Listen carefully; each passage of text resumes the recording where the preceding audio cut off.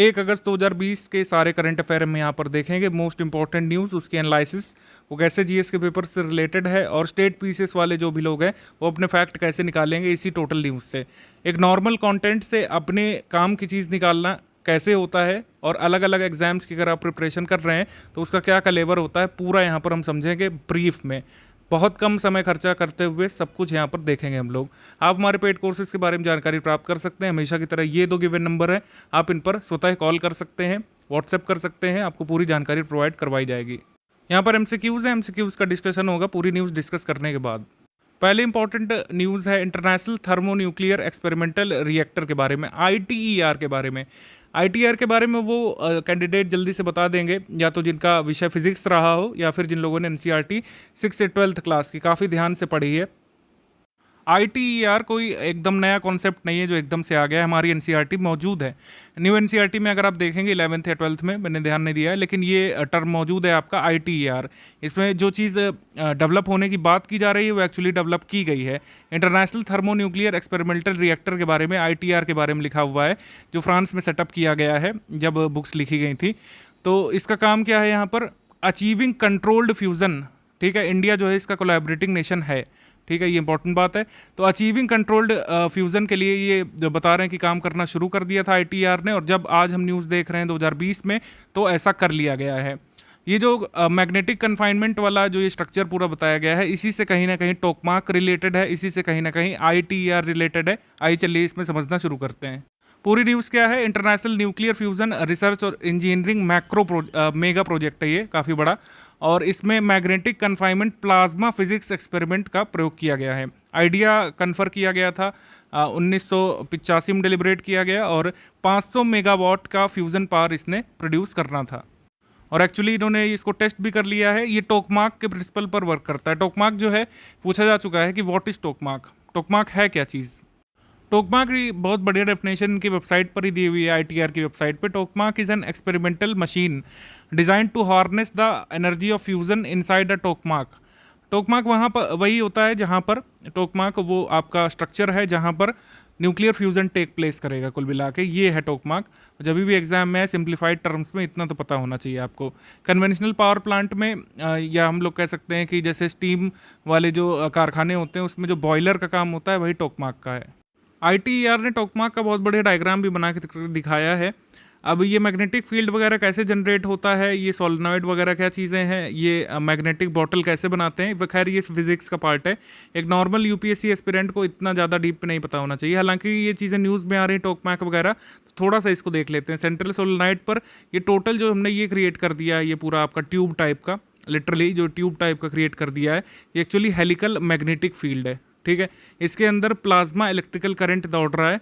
ठीक है, वही प्लाज्मा वही है कुल मिला करके न्यूक्लियर फ्यूज़न का फ्यूल से जो रिएक्टेंट से जो बन रहा है, जो चीज़ जो पावर जनरेट करेगा at the end of the day, वो है यहाँ पर प्लाज्मा। तो प्लाज्मा बहुत शक्तिशाली होता है, और जो जनरली कंटेनर हो सकते हैं टोकमाक के अलावा उसमें फट सकता है। ठीक है, मतलब अगर हाई एनर्जी प्लाज्मा को उसमें रखा गया दूसरी तरह कंटेनर में तो फट के बाहर आ सकता है, लेकिन टोकमाक स्ट्रक्चर के साथ ऐसा नहीं है। ठीक है, क्योंकि ये मैग्नेटिक फील्ड पर काम करता है। ये मैग्नेटिक बॉटल जो दिखाई गई है आपकी एनसीईआरटी में, उसी के फंक्शन पर, उसी के सिद्धांत पर ये काम करता है। तो हमारे लिए यहाँ पर ये ध्यान रखना जरूरी है कि 500 मेगावाट का ये थर्मल पावर जो है जनरेट करेगा 20 मिनट में, और 10 बार 50-50 मेगावाट का यहाँ पर थर्मल पावर जो है इंजेक्ट किया जाएगा इस टोकमाक के अंदर। टोकमाक एक्सपेरिमेंटल मशीन हमने आपको बता दिया एनर्जी ऑफ फ्यूज़न हार्नेस करने के लिए। ठीक है, और यहाँ पर टोकमाक में क्या होता है कि फ्यूज़न ऑफ एटम्स होता है और हीट एब्जॉर्ब कर ली जाती है उसकी वॉल्स में, और फटता नहीं है। और फाइनली इसमें जो कन्वेंशनल पावर प्लांट इसको बोल रहे हैं, तो इसमें जो फ्यूज़न से जो हीट जनरेट होगी वो जो एब्जॉर्ब हो जाएगी, उसको टरबाइन चलाने में, इलेक्ट्रिसिटी जनरेट करने में काम आएगा अंत में वो हीट। ठीक है, फर्स्ट डेवलप किया गया था सोवियत रिसर्च के द्वारा लेट 1960 में, और आईटीआर जो है वर्ल्ड्स लार्जेस्ट टोकमाक है, मतलब आईटीआर के पास विश्व का सबसे बड़ा टोकमाक होगा। तो ये यहाँ पर बात है जो प्रीलिम्स वाली आपको याद रखनी है। बेसिक चीज़ क्या है, टोकमाक की वर्किंग आपको पता चल गई। ये फंक्शन क्या है इसका, जो आपका बॉयलर का काम होता है स्टीम वाले फैक्ट्री में, वही इसमें आपका मतलब जो स्टीम से एनर्जी बनाते हैं उसमें बॉयलर यूज़ करते हैं, अगर न्यूक्लियर फ्यूजन से बना रहे हैं तो टोकमाक वहाँ पर नॉर्मल कंटेनर होगा, ठीक है। एनर्जी, हीट एनर्जी जो बहुत ज़्यादा एब्जॉर्ब होगी वो टरबाइन चलाने में काम आएगी, जिससे इलेक्ट्रिसिटी बनेगी। बाकी आईटीआर की हिस्ट्री वगैरह बता दी हमने। एक आधा फैक्चुअल और है कि यूरोपियन यूनियन जो है, चाइना, इंडिया, अमेरिका, जापान, रूस, दक्षिण कोरिया औपचारिक रूप से 2005 में आईटीआर प्रोजेक्ट में शामिल हो गए थे, मतलब सक्सेसफुल हुआ, तो ये भी इस टेक्नोलॉजी का लाभ लेंगे। तो यूपीएससी में एक तरह का अगर बना दें, एक 3 स्टेटमेंट वाला जो खेलते हैं वो, उसमें पहला स्टेटमेंट आ जाए कि ये जो है आईटीआर ने क्या प्रयोग किया है, किस सिद्धांत का प्रयोग किया है। तो सिद्धांत का नाम आपका एनसीईआरटी बुक में ही दिया हुआ है, मैग्नेटिक कन्फाइनमेंट, ठीक है। मैग्नेटिक कन्फाइनमेंट जो मॉडल बनाया हुआ है, तो आईटीआर जो है इसी स्ट्रक्चर का कुल मिला के यूज़ करने वाला है, और मतलब कर चुका है, और अब एक्सटेंसिवली इसको यूज़ करेगा। एंटीबायोटिक रेजिस्टेंस पर वैसे काफ़ी सारी न्यूज़ आती हैं। Centre for science and environment ने अभी एक सर्वे पब्लिश किया 2 दिन पहले, द हिंदू में छपा है। इसमें जो उनके फाइंडिंग्स हैं उन पर विचार करना जरूरी है। और जैसे कि यूपीएससी के लेटेस्ट पैटर्न में आप देख रहे हैं, TIN वाला जो फोकस है, टर्म्स इन न्यूज़, तो टर्म्स इन न्यूज़ पर खेलते हैं, आप कितना अच्छे से डीपली टर्म्स को समझते हैं और क्या पर फोकस करते हैं, यानी कि वॉट पर फोकस करते हैं कि नहीं करते हैं। तो ये सब चीज़ें टेस्ट की जाती हैं। एंटीबायोटिक रेसिस्टेंस बेसिक चीज़ सभी को पता है, लेकिन कैसे ओवरऑल चीज़ें वर्क करती हैं नहीं पता है लोगों को। बेसिकली रेफरेंस क्या है इसमें कि centre of science and environment ने सर्वे रिपोर्ट पब्लिश की है कि डेयरी सेक्टर में किस तरीके से एंटीबायोटिक्स का आधाधुंध जो मतलब हमारे दूध वाले प्रयोग कर रहे हैं उससे क्या हानि हो सकती है। और कोरोना पैंडेमिक का यहाँ पर रेफरेंस दिया हुआ है कि अभी हम कोरोना यानी नोवेल कोविड-19 से नहीं जूझ पा रहे हैं, जो कि एक म्यूटेंट ही तो है। कोरोना वायरस तो हमारी एनसीईआरटी बुक्स में भी दिया हुआ है, मतलब कि कोरोना फैमिली जो है, लेकिन उसका ये कोविड-19 वाला जो नोवेल कोरोना वायरस है, ये एक म्यूटेंट निकल आया, ऐसा म्यूटेंट निकला कि जिसका वैक्सीन ही नहीं मिल पा रहा है। तो म्यूटेशन कैसे होता है, किन परिस्थितियों में होता है, और लगातार एंटीबायोटिक का यूज़ कैसे किसी बैक्टीरिया को, किसी वायरस को, जैसे वायरस था ये कोरोना वायरस, तो किसी बैक्टीरिया को भी म्यूटेंट होने में सहायक कर सकता है, जिससे बहुत बड़ी एक फिर से पैंडेमिक वाली सिचुएशन बन सकती है। एंटीबायोटिक रेजिस्टेंस किस प्रिंसिपल पर वर्क करता है, ये अगर हमसे पूछ ले तो वैसे तो जो लोग बायोलॉजी वाले हैं इसको जानते होंगे, लेकिन एक नॉर्मल बीइंग जो यूपीएससी की तैयारी कर रहा है, प्रीलिम्स फोकस से में भी ये आपको पता होना चाहिए कि नेचुरल सिलेक्शन जो है वर्क कैसे करता है। नेचुरल सिलेक्शन बहुत छोटा सा एग्जाम्पल है कि किसी एरिया में जहाँ पर पत्थर जो हैं वो काले होते हैं, काले रंग के, ठीक है, उसमें कुछ तरह के चूहे हैं, ये काले वाले चूहे हैं और ये जो ब्राइट रंग का चूहा है, ठीक है। अब लगातार जो ये आपका वल्चर है या फिर जो भी एनिमल है, चूंकि अब इसको ब्लैक में ब्लैक वाला चूहा नहीं दिख रहा है, तो लगातार ये इन वाले चूहों का भक्षण कर रहा है, इन वाले चूहों का भक्षण करता गया, और ये वाले चूहे कम होते गए और ये वाले चूहे ज़्यादा होते गए। तो एक तरीके से इन चूहों का क्या हुआ, नेचुरल सिलेक्शन हुआ, नेचर ने इनको जो है एक बेनिफिट दिया, ठीक है, और इनकी जनसंख्या ज़्यादा हो गई, और ये कहीं ना कहीं इन वाले चूहों पर हावी हो गए, इनकी जनसंख्या कम, इनकी ज़्यादा। ये एक बहुत बेसिक सा था नेचुरल सिलेक्शन। अब आ जाते हैं कि एंटीबायोटिक से रेजिस्टेंस कैसे डेवलप हो जाती है, एंटीबायोटिक रेजिस्टेंस कैसे काम करती है। फॉर एग्जांपल ये आपके कुछ माइक्रोब्स हैं, ठीक है, एंटीबायोटिक से ये वाले मर जाते हैं, पीले वाले, ठीक है, ये बच गया। अब ये जो बच गया कि ये इसने लॉन्ग टर्म में डेवलप कर ली रेजिस्टेंस यानी प्रतिरोध डेवलप कर लिया। जितनी भी एंटीबायोटिक्स यहाँ पर पुश करते जाएं हम, जितनी एंटीबायोटिक्स खा लें, शरीर से बाहर नहीं जा रहा है बल्कि पनपता जा रहा है, ठीक है। लगातार हमने एंटीबायोटिक्स ली तो ये वाले तो मरते गए, लेकिन कोई ऐसा म्यूटेंट निकल आया, म्यूटेंट वर्ड यहाँ पर बहुत इंपॉर्टेंट है, कोई ऐसा म्यूटेंट निकल आया कि अब वो लगातार मल्टीप्लाई हो रहा है। ये वाले तो गायब हो गए, ये वाले जो नहीं रेजिस्टेंट हो पाए वो लगातार गायब हो रहे हैं। आप एंटीबायोटिक खाते जा रहे हैं बॉडी में, ये वाले गायब होते जा रहे हैं, लेकिन ये वाले जो इकट्ठा होते जा रहे हैं और भी इकट्ठा होते जा रहे हैं, ठीक है। जब तक हमने इनके लिए इनको आइडेंटिफाई करके नई एंटीबायोटिक नहीं ढूंढी या फिर जो एडवांस चीज़ें नहीं ढूंढी, तो ये हमारी बॉडी में इकट्ठा होते जा रहे हैं, और इस तरीके से ये ऐसा म्यूटेंट बन गया कि फिर हमारे फीकल मैटर से गया फार्म में गया, वहीं उसी की खाद को या फिर उसी से उपजे हुए प्लांट को खाया आपके जानवर ने, और इस तरीके से चेन आगे बढ़ती है। WHO का एक रिसर्च ऑर्गन है, उन्होंने बहुत अच्छी तरीके से इलस्ट्रेट किया है इसको। आप मेरे साथ समझने की कोशिश करिए कि एंटीबायोटिक रेजिस्टेंस जो है कैसे स्प्रेड होती है। एंटीबायोटिक है, ये एक जॉर्ज नाम का पर्सन है, ठीक है, ये इसको खा लेता है, ठीक है, और उसके मतलब इनकी आंत में, इनके इंटेस्टाइन में बाकी बैक्टीरिया तो मर जाते हैं, लेकिन एक म्यूटेंट बैक्टीरिया जो है पनप जाता है, ठीक है। म्यूटेंट बैक्टीरिया पनप जाने के कारण इनको होती है दिक्कत, ये जाते हैं हॉस्पिटल, जॉर्ज हॉस्पिटल में जाते हैं तो उनका इलाज होने लगता है, ठीक है।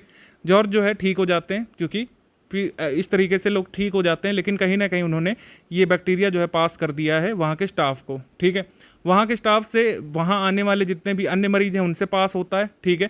उसके बाद ये अन्य मरीज जो हैं ये कहीं ना कहीं जब ज़्यादा संख्या में, वैसे तो म्यूटेंट वाला कोई भगवान नहीं, म्यूटेंट वाला भी मर जाएगा एक ना एक दिन। जैसे ये हॉस्पिटल गए तो अन्य चीज़ें उनके ऊपर प्रयोग की गई तो म्यूटेंट वाला मर गया, लेकिन वो म्यूटेंट वाला कहीं ना कहीं स्टाफ तक पास हो गया। स्टाफ तक पास होने के पश्चात वो कम्युनिटी पे जाता है। कम्युनिटी में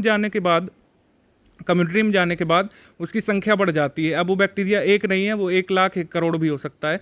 और कहीं ना कहीं इनका फीकल मैटर जब जाएगा, फीकल मैटर कहीं ना कहीं तो हमारे सॉइल में ही जाता है। तो जब सॉइल में जाएगा ये ड्रग रेजिस्टेंट बैक्टीरिया, तो कहीं ना कहीं वेजिटेबल फार्म में उसका स्ट्रेन चला जाएगा। वेजिटेबल फार्म में उसका स्ट्रेन जाने के बाद जो ये कैटल्स होंगे वो उस फार्म में जब चरेंगे, जब ग्रेज करेंगे उसको ऑर्गेनिक मैटर को, तो कहीं ना कहीं उनके अंदर भी ये माइक्रोब जो है डेवलप करेगा और हो सकता है एक नया स्ट्रेन बना दे। यहाँ पर चीज़ें बहुत ख़राब हो जाती हैं कि जब एक नया स्ट्रेन बनता है तो फिर से एक नया आपका एंटीबायोटिक रेजिस्टेंट बैक्टीरिया और फिर से जॉर्ज नाम का एक और व्यक्ति बीमार, और फिर इस तरीके से साइकिल बहुत बड़ी होती जाती है।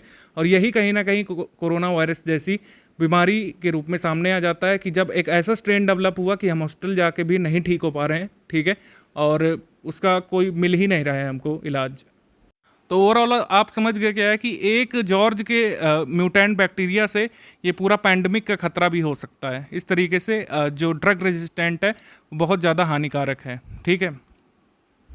वापस न्यूज़ पर लौटते हैं तो हम क्या फाइंड करते हैं कि जो centre of science and environment ने खोजा है वो वही अनुमान लगाए हैं जो अभी हमने पूरी साइकिल डिस्कस करी है कि हमारे दूध वाले जो हैं जानवर को ट्रीट करते समय ही उनका दूध निकाल लेते हैं, ठीक है, वो उनको ब्रेक नहीं देते हैं। जानवर का इलाज चल रहा है, जानवर को बीमारी है, एंटीबायोटिक उसको धक्का-पेल खिलाया, ठीक है, खूब सारा एंटीबायोटिक खिला दिया कि अब दूध देता रहना चाहिए जानवर, ठीक है, उसको रेस्ट नहीं देना है। क्योंकि हमारे साथ समस्या है कि भाई आपूर्ति तो कर रही है प्रोडक्शन में कमी नहीं आनी चाहिए, क्वालिटी चाहे जितनी भी डिग्रेड हो जाए। तो ये centre for science and environment ने फाइंड किया है कि प्रोडक्शन को जो है जारी रखने के लिए जब ट्रीटमेंट चल रहा होता है जानवर का, जब एंटीबायोटिक खा रहा होता है जानवर, तब भी दूध निकाला जाता है और बेचा जाता है, ठीक है।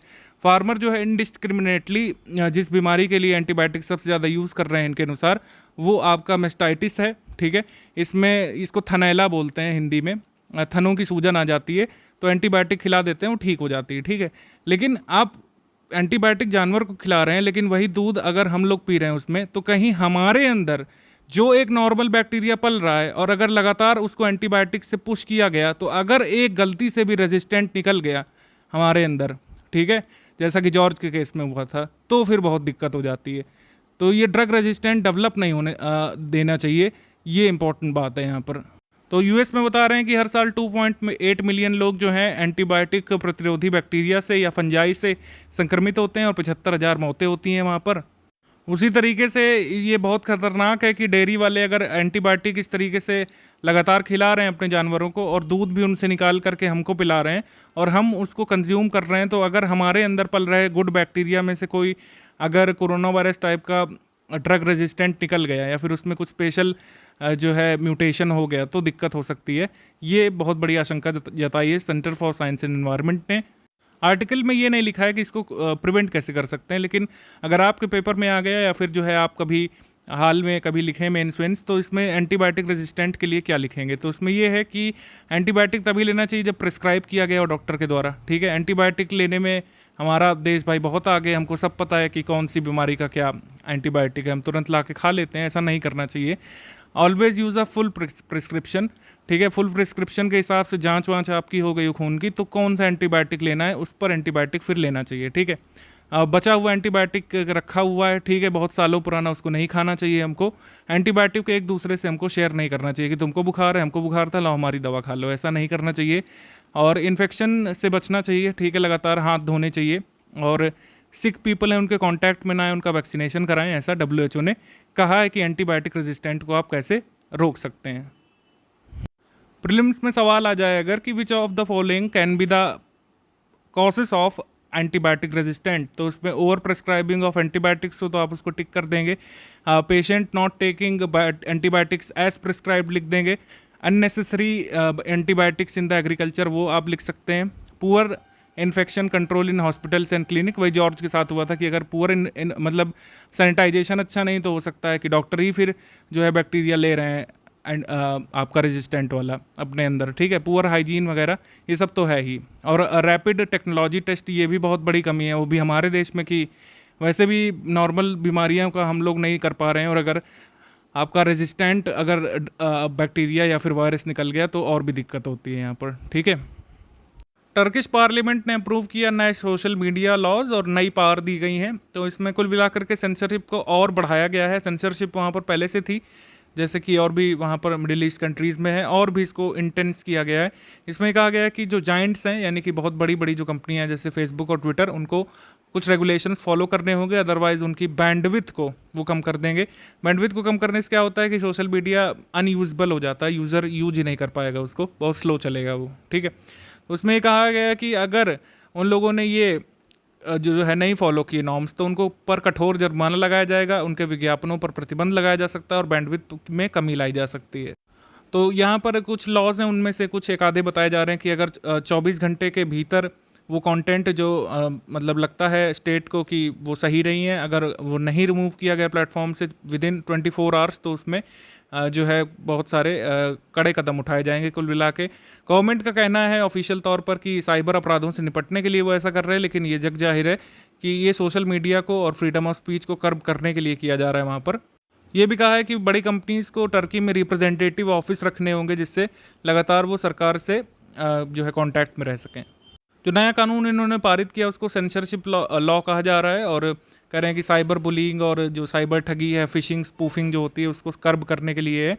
लेकिन वही है कि टर्की पहले से ही बदनाम है अपने बारे में कि दर्जनों उनके जर्नलिस्ट जेल में बंद है, तो ये इसको उसी तरीके से देखा जा सकता है, उसी संदर्भ में कि फ्रीडम ऑफ स्पीच और एक्सप्रेशन को दबाने का ये प्रयास है कुल मिला के, ठीक है। 90% जो रिपोर्ट्स कहती हैं कि वहाँ पर जो मीडिया हाउसेस हैं या तो सरकार के अधीन हैं या तो सरकार से संबद्ध हैं, सरकार से जुड़े हुए हैं, सरकार के लोग ही उसको चला रहे हैं, या फिर सरकार के स्वामित्व वाले हैं 90%, ठीक है। ये इतनी वेबसाइट जो है टर्की ने ब्लॉक कर रखी हैं। इंसाइक्लोपीडिया, विकीपीडिया तक ब्लॉक था जब तक टॉप कोर्ट ने रूल नहीं किया कि इसको नहीं कर सकते हैं। ये freedom of speech and expression के खिलाफ है। आप हमको ये कमेंट करके बताइए, अगर आप ये सोच के बताइए कि क्या मतलब इंडिया में वाकई फ्रीडम ऑफ स्पीच को कर्ब किया जा रहा है। अगर इन कंट्रीज़ की अगर हम हालत देखें तो कम्युनिस्ट कंट्रीज़ की, चाइना वगैरह से कंपेयर करें, तो जैसे लोग कहते रहते हैं कि लगातार फ्रीडम ऑफ स्पीच को कर्ब किया जा रहा है, क्या इंडिया में ऐसा है वाकई? आप बताइए कमेंट करके। और हमको ये भी बताइए क्या फ्रीडम ऑफ प्रेस जो है, फ्रीडम ऑफ प्रेस, क्या ये हमारे संविधान में एक्सप्लिसिटली मेंशन है? फ्रीडम ऑफ प्रेस क्या मेंशन है हमारे संविधान में? जल्दी से कमेंट करके बताइए। International covenant on civil and political right, ICCPR ने, और इनके जो इंडिपेंडेंट ह्यूमन राइट्स जो इनके एक्सपर्ट्स होते हैं, उन लोगों ने एक स्टडी निकाली है, या फिर कह सकते हैं उन लोगों ने अपना नया इंटरप्रिटेशन दिया है राइट ऑफ पीसफुल असेंबली का, कि शांतिपूर्ण सम्मेलन का अधिकार क्या है, इसको कैसे डिफाइन किया जाना चाहिए, क्या क्या ऑब्लिगेशंस हैं सरकार की, यहाँ पर क्या भूमिका होती है, क्या पृष्ठभूमि होती है पीसफुल प्रोटेस्ट की, कैसे इसको करना चाहिए, और क्या क्या रूल्स फॉलो करने चाहिए, ठीक है। इसमें सरकार के क्या दायित्व होते हैं, इन सब पर एक पूरा इन लोगों ने बनाया है। तो एक कमेटी सृजित की गई है कि कैसे कंट्रीज़ को international covenant on civil and political rights जो हैं उनको करना चाहिए, उनको मॉनिटर करना चाहिए, या फिर कह सकते हैं कि इम्प्लीमेंट करवाना चाहिए। आर्टिकल नंबर 21 में जैसे हमारे यहाँ पर दिया हुआ है राइट टू पीसफुल असेंबली या फिर पीसफुल प्रोटेस्ट का, कि अगर आप शस्त्र नहीं लिए हैं तो आप पीसफुली प्रोटेस्ट कर सकते हैं, ठीक है। ICCPR जो है मल्टीलेटरल ट्रीटी है, अडॉप्ट कब की गई थी? UNGA में, यूनाइटेड नेशंस जनरल असेंबली में 1976 में। ये फैक्ट वाली चीज़ हो गई, ये याद होनी चाहिए। और इफेक्टिव हो गई थी 1976 में, और मॉनिटर की जाती है United Nations human rights committee के द्वारा, जो सेपरेट बॉडी है ह्यूमन राइट्स काउंसिल की, UN के द्वारा।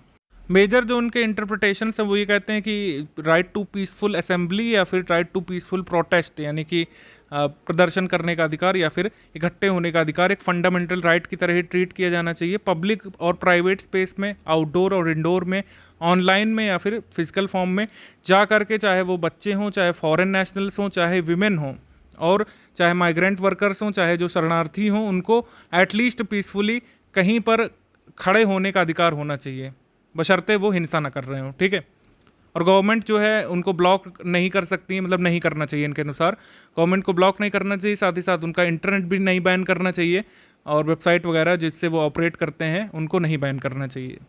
अब यहाँ पर उन्होंने डेफिनेशन तो दे दी, लेकिन हर चीज़ जो है डेफिनेशन के हिसाब से नहीं काम करती है किसी भी परिस्थितियों में। परिस्थितियाँ बहुत सब्जेक्टिव पार्ट होता है, वहाँ पर क्या चीज़ें चल रही हैं, क्या इंटरनेट को अगर हम रहने देते हैं और लोग शस्त्र नहीं लिए हुए हैं तो क्या इंटरनेट से भी हिंसा भड़का सकते हैं, ये सब चीज़ों पर डिपेंड करता है। ठीक है, खाली ICCPR के कह देने से नहीं होगा यहाँ पर, मैं ऐसा मानता हूँ। बाकी आप क्या सोचते हैं बताइए आप कमेंट करके, कि क्या ये डेफिनेशन जो है ये इंटरनेट को ब्लॉक ना करने वाली, क्या यहाँ तक आप सहमत हैं कि असेंबली भी लोग कर रहे हैं और इंटरनेट भी कभी ना बंद किया जाए, जहाँ से वो ऑपरेट करते हैं, जहाँ से वो संगठित होते हैं, उनकी वेबसाइट को भी कभी ना बैन किया जाए?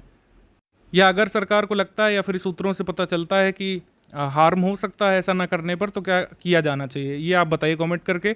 इस पर सभी का अपना अपना जो है व्यू होना चाहिए। भारत में भी आप देखें तो इस तरीके के इंस्टेंसेस आ चुके हैं कि एक्सेस टू इंटरनेट को बेसिक राइट बोला है, केरला हाईकोर्ट ने बोला है। पहले ये फ़हीमा शरीन का मामला है। फ़हीमा शरीन जो नारायण गुरु कॉलेज की एक छात्रा थी, उनको कॉलेज ने शायद एक्सपेल कर दिया था। 6 से 10 फ़ोन यूज़ करने की टाइमिंग रखी गई थी, वो उससे ज़्यादा फ़ोन यूज़ करती हुई पाई गई थी, तो उनको कॉलेज ने एक्सपेल कर दिया था, रस्टिकेट कर दिया था। उसके बाद यहाँ पर हाई कोर्ट की जो जज हैं आशा जी करके हैं, JVP आशा ऐसा करके उनका नाम है, आप देख लीजिएगा, वैसे ये सब नहीं आता है। तो उसके बाद क्या हुआ था कि उन्होंने कहा है कि ये बेसिक राइट है और इसको जो है मतलब ये वायलेट नहीं किया जा सकता है। कॉलेज प्रशासन के द्वारा उनको रीएडमिट करना पड़ेगा, रस्टिकेशन कैंसिल करना पड़ेगा, क्योंकि फ़ोन का इस्तेमाल, इंटरनेट का इस्तेमाल नॉलेज गेन करने के लिए किया गया था। और आर्टिकल नंबर 19(1)(a) वाला जो क्लॉज है, उससे जो है right to freedom of expression वाला जो है, उससे कहीं ना कहीं वो लिंक होता है, और मतलब एक्सेस टू इंटरनेट को बैन नहीं किया जा सकता है। ठीक है, ये वाली बात हाई कोर्ट ने मानी, सुप्रीम कोर्ट ने अभी तक ऐसा वर्डिक्ट नहीं दिया है। ये कोर्ट का इंपॉर्टेंट जो आपकी फाइंडिंग्स है, ये इंपॉर्टेंट है हमारे लिए। When the Human Right Council of the United States has found that the right to access of internet is a fundamental right and rule and a tool to ensure a right to education, a rule of or instruction which impairs the said right of the student cannot be permitted to the stand in the eye of law। यानी कि अगर UN मानता है कि right to access of internet fundamental right की तरह treat किया जाना चाहिए, क्योंकि वो इंश्योर करता है कि प्रॉपर एजुकेशन मिले, ठीक है, तो कहीं ना कहीं उसको कोर्ट नहीं बार कर सकता है। तो इस आर्टिकल में हमने इतना ही सीखा। आपके पास इनफ मैटर है रिप्रेजेंट करने के लिए, जब भी आप फंडामेंटल राइट पर लिखें, अभी के लिए तो है। उसके बाद न्यू एजुकेशन पॉलिसी, जो हमको हाइलाइट्स ध्यान में रखनी है, एक UPSC एस्पिरेंट को, स्टेट पीसीएस वाले को, उसमें देख लेंगे हम लोग। न्यू एजुकेशन पॉलिसी में चूंकि ये 34 साल बाद आई है, तो थोड़ी रिवॉल्यूशनरी होनी चाहिए, और है भी। इसमें जो फैक्चुअल चीज़ें हैं वो हमको पता होनी चाहिए कि पूर्व इसरो चीफ जो है के कस्तूरी रंजन, उन्होंने एजुकेशन पॉलिसी जो है सबमिट कर दिया था अपना ड्राफ्ट दिसंबर 2018 में। ठीक है, इस समय हमारे इसरो चीफ कौन है? के सिवान है। ठीक है, तो इसमें क्या है, न्यू एजुकेशन पॉलिसी ने एक ऐसा एजुकेशन सिस्टम क्रिएट करने की बात कही है which is deeply rooted in Indian ethos. ठीक है, कि हमारे भारत से जुड़ा हो, इंडिया को रिबिल्ड कर सके, नॉलेज सुपर पावर हम बन सकें, global knowledge super power, high quality education सभी को सुनिश्चित करने के लिए इंक्लूसिवनेस जरूरी है। ठीक है, अब इन पर एक एक करके चर्चा कर लेते हैं। पॉलिसी हाइलाइट्स क्या है कि पहले 10+2 वाला जो सिस्टम होता था, अब उसको अपग्रेड कर दिया है, अब उसको 4 स्टेजेस में बांट दिया है। पहले 5 साल होंगे फाउंडेशनल स्टेज, ठीक है, यानी प्री प्राइमरी और ग्रेड 1-2, पहली कक्षा, दूसरी कक्षा, और पिछले 3 साल मतलब प्ले स्कूल जो होते हैं। फिर 3 ईयर जो होंगे प्रिपरेटरी, लेटर प्राइमरीज को बोला गया है, और फिर 3 ईयर होंगे मिडिल, मध्य के, यानी ग्रेड 6, 7, 8, जिसमें विषयों के बारे में लोग समझना शुरू करेंगे कि आसपास क्या होता है, दूध उबलता क्यों है, दूध जमता क्यों है, दूध फट क्यों जाता है, और ल्यूइस पैस्चर ने ये सब क्यों सिद्धांत दिया था। ये सब चीज़ें हम सीखने लगेंगे कि 6, 7, 8 तक, कि पंखा कैसे चलता है, बिजली कैसे जा रही है तार में, स्विच बंद होता है तो बंद क्यों जाता है, फ्यूज़ वायर क्या होता है, ये सब चीज़ें बारीकियाँ 8 तक लोग सीख जाते हैं। ठीक है, अब आगे के 4 साल जो होते हैं, इसमें आपको अपने विषय चुनने हैं। आप सारे विषय पढ़ चुके हैं, सारे विषय का बेसिक पढ़ चुके हैं, अब आपको जिस पर और आगे जाना है वो आपको चुनना है। वो आगे के ये 4 साल हैं, 9th, 10th, 11th, 12th। ठीक है, सेकेंडरी स्टेज जिसको बोला गया है।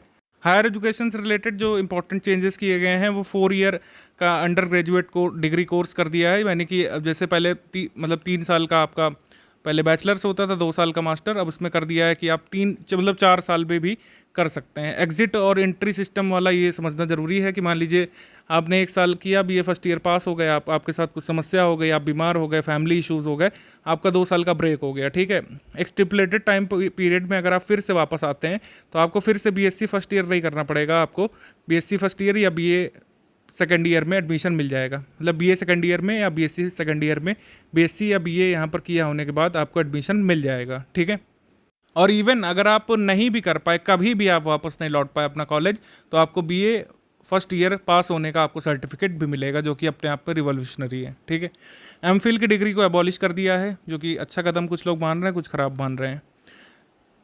सेंटर जो है जेंडर इंक्लूजन फंड भी स्टैब्लिश करेगा, ठीक है। कंट्री की कैपेसिटी को बढ़ाना है। इक्विटेबल एजुकेशन, जिसकी इक्विटेबल क्वालिटी ऑफ एजुकेशन की बात की जा रही है, गर्ल्स और ट्रांसजेंडर स्टूडेंट्स को यहाँ पर स्पेसिफिकली मेंशन किया गया है। ये एक अपने आप में इंपॉर्टेंट बात है। एमेरिटियस स्टूडेंट्स जो SC STs OBC से आते हैं, इकोनॉमिकली सोशली बैकवर्ड है, उनको इंसेंटिव्स दिए जाएंगे, जो कि अभी भी दिए जाते हैं, ये कुछ नया नहीं है। ये वाली जो न्यूज़ है ये मस्जिद बनने वाली यूपीएससी के लिए नहीं ज़्यादा, लेकिन स्टेट पीसेस वाले इस पर नज़र रख सकते हैं। राम जन्मभूमि का जो फैसला है, अगर आपने थोड़ा भी ध्यान से पढ़ा होगा, उसमें 5 एकड़ जो है ट्रस्ट को देने की बात कही गई थी। उसमें मतलब 5 एकड़ मस्जिद को देने की बात कही गई थी। अब वो ऑपरेशनलाइज कैसे होगा, मस्जिद अस्तित्व में कैसे आएगा, उसके ऊपर ये चीज़ें आ रही हैं। ट्रस्ट जो है इसको नेम दिया जाएगा इंडो इस्लामिक कल्चरल फाउंडेशन। इसको आप याद रख सकते हैं, स्टेट पीसेस वाले 15 मेंबर इसमें होंगे, ठीक है। और इसमें कहा गया था जैसे 5 एकड़ का प्लॉट दिया जाएगा एक प्राइम लोकेशन पर। वो प्राइम लोकेशन का नाम पूछ सकते हैं, अगर कोई बहुत जुझारू एग्जामिनर हुआ वो पूछ ले कि बताइए कहाँ पर बन रहा है, तो वो धन्नीपुर में बन रहा है, नाम याद रखिएगा। धन्नीपुर अयोध्या से 30 किलोमीटर दूर एक गाँव पड़ता है, फैज़ाबाद गोरखपुर हाईवे के आसपास है ये धन्नीपुर, वहाँ पर ये बनेगा मस्जिद। सुन्नी वक्फ बोर्ड जो है इस ट्रस्ट का फाउंडर ट्रस्टी होगा, और सेक्रेटरी जो ट्रस्ट के होंगे वो जो है ये ऑफिशियल स्पोक्स पर्सन के रूप में भी काम करेंगे, सेक्रेटरी जो है ट्रस्ट के, ठीक है।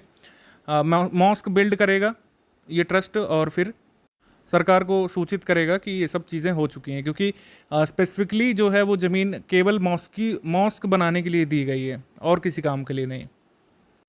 आर्ट से रिलेटेड एक छोटा सा अपडेट है। नटेशा की मूर्ति प्राप्त हुई है, रेयर सैंडस्टोन आइडल, ठीक है। अब ये किस स्टाइल की बनी हुई है? प्रतिहार स्टाइल की। राजस्थान के प्रतिहार स्टाइल में ये बनी हुई है। राजस्थान पुलिस ने इसको वापस लाया है। कुल मिला के पहले चोरी हो गई थी, लेकिन अब राजस्थान पुलिस ने ये इसको वापस ले आए हैं। तो नटेशा कहो या नटराज कहो, वो हमारे शिव हैं, और शिव इस तरीके के हैं। तो इसमें शिव को दिखाया गया है उनके नंदी बैल के साथ और उनके गणों के साथ। तो ये है नटेशा कुल मिला के जो प्राप्त हुए हैं। इसके फीचर्स क्या हैं? सैंड स्टोन से बना हुआ है, और इसमें रेड शेड्स हैं, जो कि ऐसा माना जा रहा है आपके लोहे के ऑक्साइड की वजह से हैं, यानी कि जंग लगने के कारण है। और ये गुर्जर प्रतिहार वंश की ये मंदिर वास्तुकला इसमें देखी जा सकती है, इसकी छाप। हमको ऑस्ट्रेलियन सिटीजनशिप के बारे में ये करेक्ट स्टेटमेंट चुनना है। इसमें लिखा हुआ है कि 2 लाख पीपल जो ऑस्ट्रेलियन सिटीजन बने थे 2019-2020 में, 38,209 जो है इंडियन थे, फिर बाद में ब्रिटिश इतने थे, फिर चाइनीज़, फिर पाकिस्तानी, ठीक है। पहला स्टेटमेंट करेक्ट है। उसके बाद है कि मोर देन 38,000 मतलब 38,000 इंडियंस जो है ऑस्ट्रेलियन सिटीजन बने हैं। 60% इसमें इंक्रीमेंट हुआ है, ठीक है। और ऑनगोइंग कोविड-19 हेल्थ क्राइसिस में ऑस्ट्रेलियन गवर्नमेंट ने एक ऑनलाइन सेरेमनी स्टार्ट की है, जो 60,000 पीपल को लगातार सिटीजनशिप दे रही है। मतलब कि वहाँ जो फंसे हुए हैं उनको वहाँ से भगा नहीं रहे उनको, बल्कि सिटीजनशिप दे रहे थे, ठीक है। उसके बाद ऑस्ट्रेलियन ब्यूरो ऑफ स्टैटिस्टिक्स 2016 का उन्होंने सेंसस किया है। उनके अनुसार इतने लोग जो हैं ऑस्ट्रेलिया में, उनको एथनिक इंडियन एंसेस्ट्री दी गई है, ठीक है। सारे के सारे स्टेटमेंट यहाँ पर करेक्ट है। उसके बाद पोर्ट लुइस के बारे में। पोर्ट लुइस जो है ये कैपिटल है मॉरिशस की। इंडियन ओशन में मॉरिशस जो है, और फ्रेंच कॉलोनियल आर्किटेक्चर के लिए इंपॉर्टेंट है, जाना जाता है। प्राइम मिनिस्टर मोदी जी और उनके Mauritius counterpart Pravind Jugnauth, यानी कि वहाँ के प्रधानमंत्री, उन्होंने इनॉग्रेट किया था नया सुप्रीम कोर्ट पोर्ट लुइस में, जो कि भारत की सहयोग से बना था, भारत के फाइनेंशियल असिस्टेंस से बना था, ठीक है। और सुप्रीम कोर्ट बिल्डिंग जो है ये कंस्ट्रक्ट की गई है भारत के $30 मिलियन से, और कोरोना वायरस के बाद जो है इसका पूरा कंस्ट्रक्शन हो चुका है। इसके बाद प्रोजेक्ट एक सक्सेसफुल इम्प्लीमेंटेशन है प्रोजेक्ट सागर का, ठीक है। नेबरहुड फर्स्ट पॉलिसी जो है सागर के अनुसार, उसके अनुसार हमने इस देश की मदद की है और लगातार हम करते रहते हैं। अब हमको मालदीव के साथ जो हम एक्सरसाइज करते हैं उस एक्सरसाइज का नेम हमको कमेंट करके जरूर बताइएगा, ठीक है।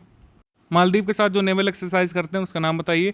हम किस संधि की यहाँ पर बात कर रहे हैं? First international treaty seeking to address internet and computer crime यानी cyber crime by harmonising national laws, improving investigative techniques and increasing cooperation among nations, ठीक है। उसके बाद है कि it serves as a guideline for any country developing comprehensive national legislation against cyber crime and as a framework for international cooperation between state parties to this treaty. It is supplemented by a protocol on xenophobia and racism committed through computer systems. तो ये protocol है कौन सा? Budapest protocol है। पूरा हमने आपको इसमें बता दिया बुडापेस्ट प्रोटोकॉल। यही सब चीज़ें याद रह जाती हैं तो आपका क्वेश्चन सही हो जाता है प्रीलिम्स में।